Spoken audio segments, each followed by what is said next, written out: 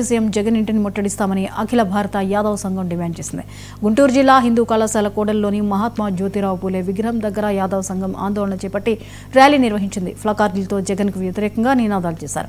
ఈ సందర్భంగా యాదవ్ సంఘం నాయకులు మాట్లాడుతూ ఐఏఎస్, ఐపీఎస్ అధికారులపై జగన్ అనుచిత వ్యాఖ్యలు చేశారని మండిపడ్డారు. ఇప్పటికైనా జగన్ యాదవులు బీసీల పట్ల చులకన భావం విడవకపోతే మరోసారి ఆయన్ను ఇంటికే పరిమితం చేస్తామని హెచ్చరించారు.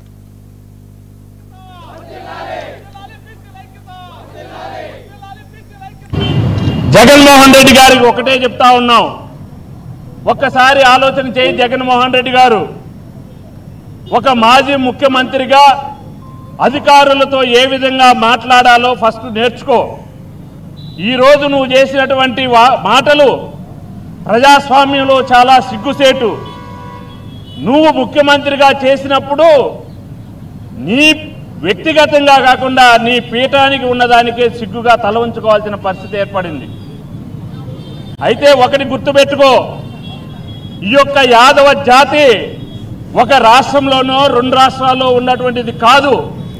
యావత్ భారతదేశం సరిహద్దులు దాటి విదేశాల్లో కూడా విస్తరించినటువంటి జాతి యాదవ జాతి. యాదవులతో పెట్టుకున్నవాడు చరిత్రలో ఎప్పుడు బతికి బట్టగట్టినటువంటి చరిత్రలో ఎక్కడా లేదు.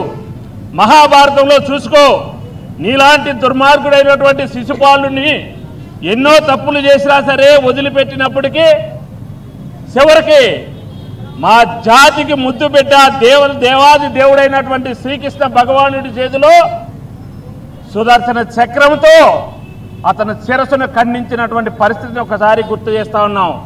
ఈ రాష్ట్రంలో నీకు కూడా అదే గతి పట్టుతుందని కూడా మేము తెలియజేస్తా ఉన్నాం. అంతేకాదు, నీవు ముఖ్యంగా ఈ ప్రభుత్వం మీద ఏమన్నా నువ్వు మాట్లాడాలంటే మాట్లాడవచ్చు. జగన్మోహన్ రెడ్డి గారికి ఒకటే తిరుపతి జిల్లా చిల్లకూరు మండలం ముత్యాలపాడు దగ్గర పెను